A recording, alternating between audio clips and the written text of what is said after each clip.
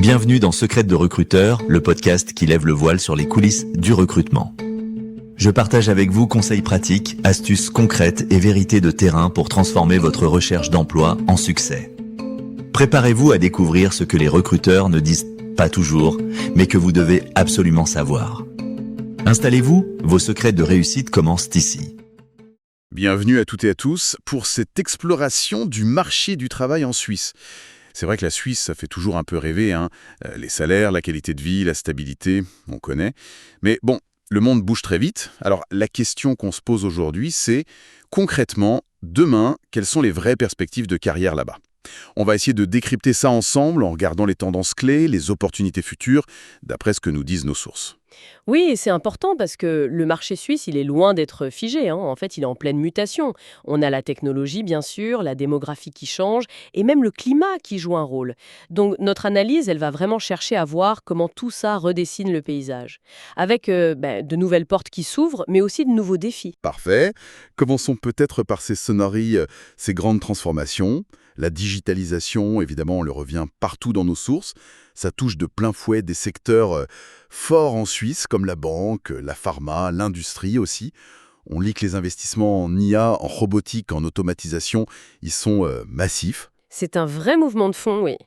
Mais ce qui est crucial de comprendre, et les sources le montrent bien, c'est que cette digitalisation, ok, elle transforme des métiers, mais elle en crée aussi beaucoup d'autres.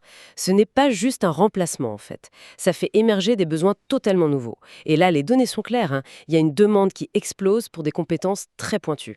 Des trucs qui existaient à peine il y a 10 ans. Ah, et c'est là que ça devient super intéressant pour voir où on va.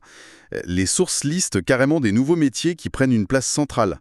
On parle de data scientists, bien sûr, d'experts en cybersécurité, de développeurs spécialisés cloud, mobile, des spécialistes blockchain aussi.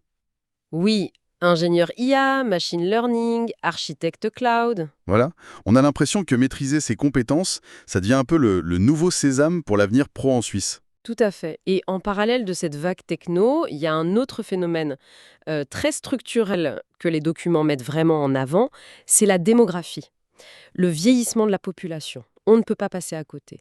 Les analyses montrent que d'ici 2030, waouh, le départ à la retraite des baby-boomers va libérer énormément de postes. Et pas seulement des postes de base, hein, mais aussi des fonctions de direction, d'expertise pointue. Certaines estimations parlent de près d'un demi-million de personnes qui quitteraient le marché du travail sur la décennie. C'est énorme. Un demi-million, ah quand même. Et ça veut dire quoi? Une accélération des carrières pour les plus jeunes, peut-être? C'est ça la conséquence directe? C'est une des conséquences possibles, ouais. Ce qui est fascinant ici, et les sources insistent là-dessus, c'est le paradoxe. La Suisse est super attractive, tout le monde veut y aller, et pourtant, elle se retrouve face à une pénurie de main-d'œuvre qualifiée. Et ça, dans des secteurs critiques. Les exemples les plus cités, c'est la santé, infirmiers, médecins, aides-soignants, tout ça. L'ingénierie aussi, sous toutes ses formes. Et encore une fois, l'informatique, où ils rament pour trouver assez de monde. Du coup, pour les talents qui ont les bonnes qualifications, qu'ils soient jeunes diplômés ou déjà expérimentés, ça crée un appel d'air, des opportunités potentiellement très, très intéressantes. Justement, explorons un peu ces secteurs qui semblent avoir le vent en poupe. Il y en a plusieurs qui ressortent vraiment des analyses. Le premier, c'est la fintech. La Suisse a l'air bien partie pour rester un leader mondial là-dedans. Genève, Zurich, on les décrit comme des hubs super dynamiques. Les startups bousculent les banques traditionnelles, c'est ça, hein? Et les sources insistent sur les profils un peu hybrides, finance et technologie. Exactement. C'est un très bon exemple de la capacité suisse à mélanger sa tradition et l'innovation. Le PIC capitalise sur sa réputation historique dans la finance, la gestion de fortune, pour devenir aussi un pôle d'innovation technologique dans ce même domaine. C'est pas juste copier ce qui se fait ailleurs. Les sources suggèrent que la Suisse utilise son cadre réglementaire particulier, son expertise, pour développer des niches. On parle de WealthTech, par exemple, ou les technologies de conformité, la RugTech. Et dans ce monde-là, impossible de rater la Crypto Valley à Zug. On en entend beaucoup parler dans les sources. C'est quoi son secret? Ah, Zug, c'est devenu un symbole mondial, oui. Ils ont réussi à créer un environnement hyper favorable sur le plan fiscal, réglementaire, qui a attiré une concentration unique au monde d'entreprises liées à la blockchain, aux cryptos. C'est un écosystème très pointu, très dynamique, qui continue d'offrir des opportunités pour des profils très spécialisés. souvent internationaux d'ailleurs, avec des perspectives d'évolution rapide. D'accord, très clair. Autre secteur incontournable mentionné absolument partout, la pharma et les biotech. Bâle est systématiquement cité comme le centre névralgique mondial, avec Novartis, Roche, les géants. Effectivement, Bâle, c'est le cœur du réacteur. La croissance là-bas est décrite comme solide, continue. Elle est portée par des avancées scientifiques majeures. Médecine personnalisée, immunothérapie, thérapie génique. Les sources montrent des niveaux d'investissement en R&D parmi les plus hauts du monde dans cette région. C'est assez impressionnant. Et ça se traduit par de belles perspectives d'emploi, j'imagine. Pour qui exactement?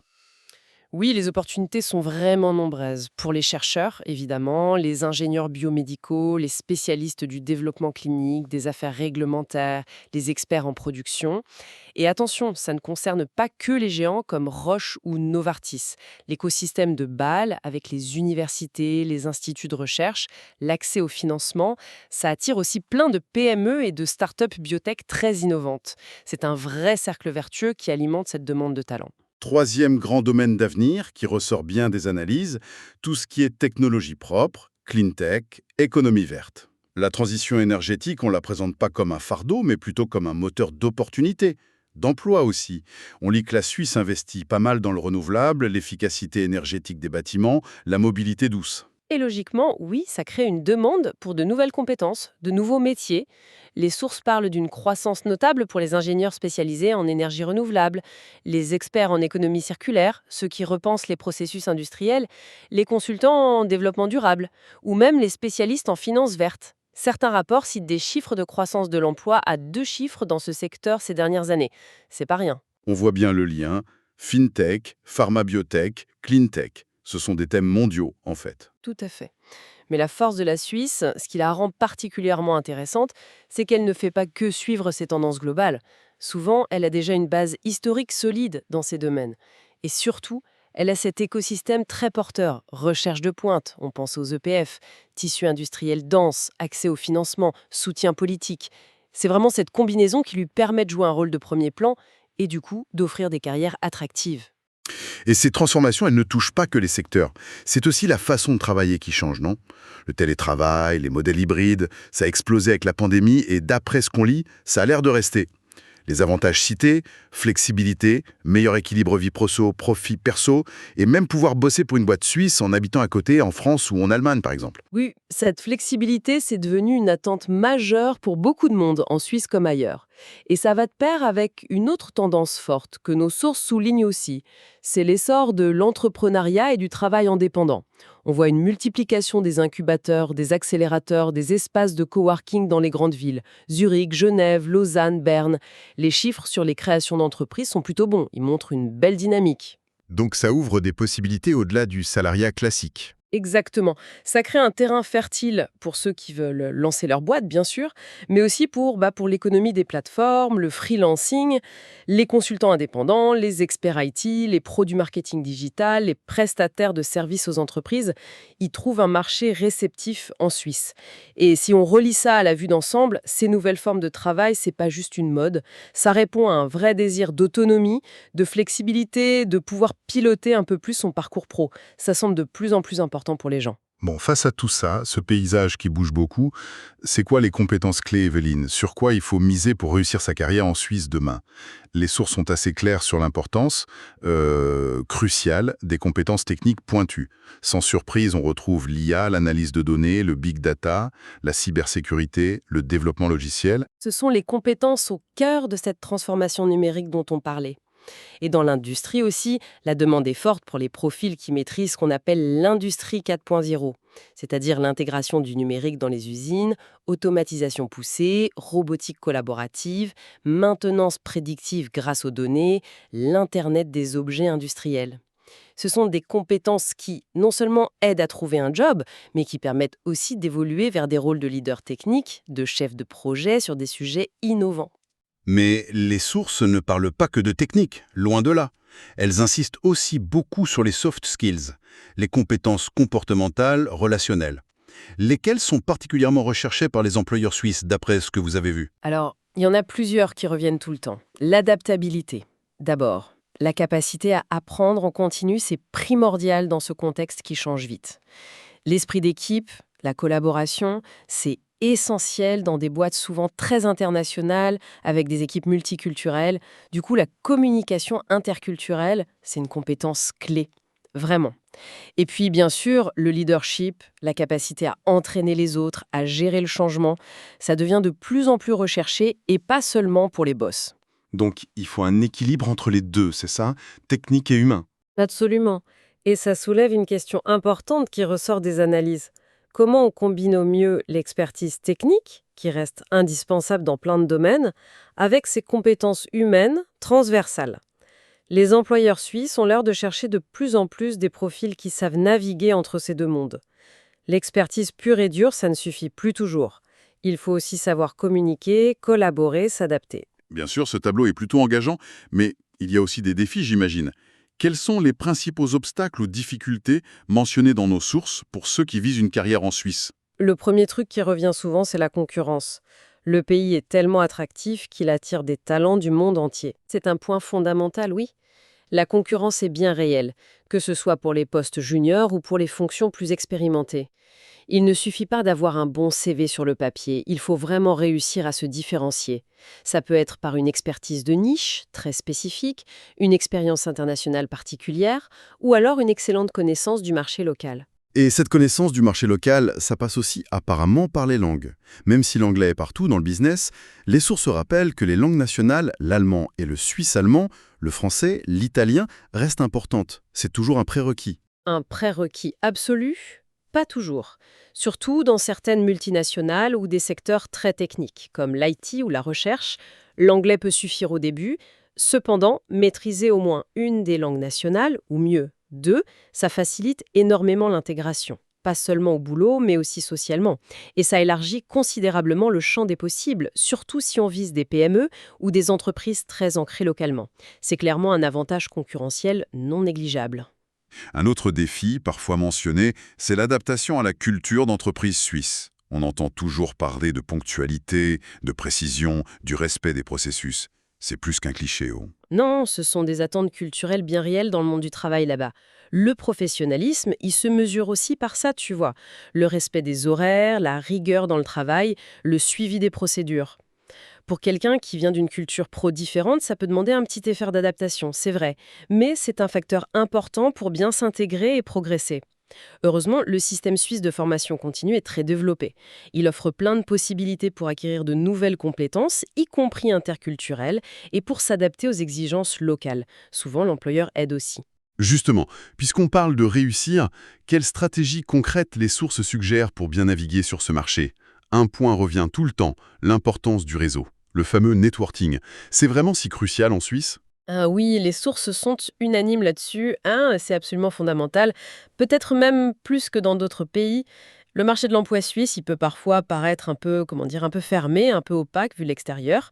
Avoir un bon réseau, ça aide non seulement à découvrir des opportunités cachées, qui ne sont pas toujours publiées, mais ça permet aussi de mieux comprendre les codes culturels, d'avoir des infos de première main sur les entreprises, les secteurs, et bien sûr d'obtenir des recommandations.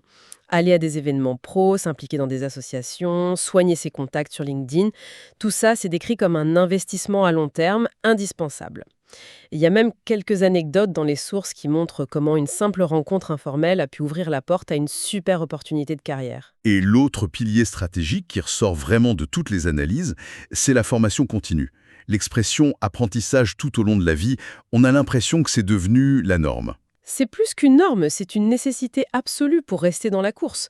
Dans un environnement technologique, économique qui évolue aussi vite, les compétences peuvent devenir obsolètes très rapidement. Donc il faut impérativement continuer à se former, que ce soit pour approfondir son expertise, pour acquérir de nouvelles compétences techniques, ou même pour développer ses soft skills. Et là-dessus, la Suisse est très bien équipée. Les universités, les hautes écoles spécialisées, plein d'organismes privés offrent une palette hyper large de programmes de formation continue. Les CA, DAS, MAS, etc., faits pour les pros déjà en poste. C'est vraiment un levier essentiel pour s'adapter, pour évoluer et pour saisir les nouvelles opportunités. Bon, si on essaye de faire une synthèse de tout ça, quel portrait ça dessine pour l'avenir professionnel en Suisse? Le potentiel a l'air énorme, c'est clair. Mais ça demande une approche proactive. Il faut être adaptable, investir constamment dans ses compétences et bien comprendre le marché local, ses codes. C'est une excellente synthèse des points clés qui ressort de nos sources, oui.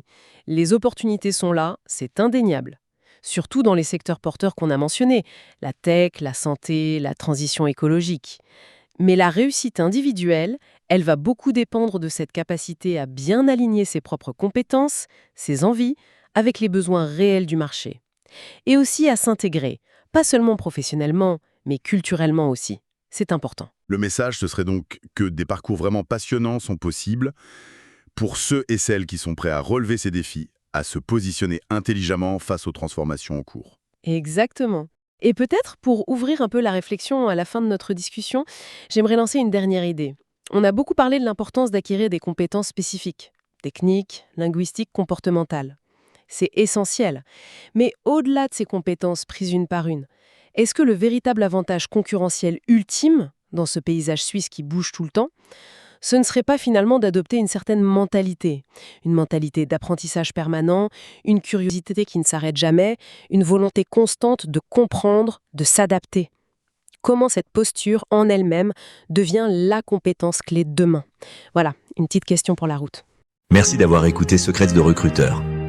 J'espère que ces conseils vous aideront à avancer vers le job qui vous correspond vraiment. Pour retrouver encore plus d'astuces, de ressources et nos dernières opportunités, rendez-vous dès maintenant sur www.recrute-talent.fr. Et si ce podcast vous a plu, abonnez-vous et partagez-le autour de vous pour aider d'autres candidats. À très bientôt pour un nouvel épisode.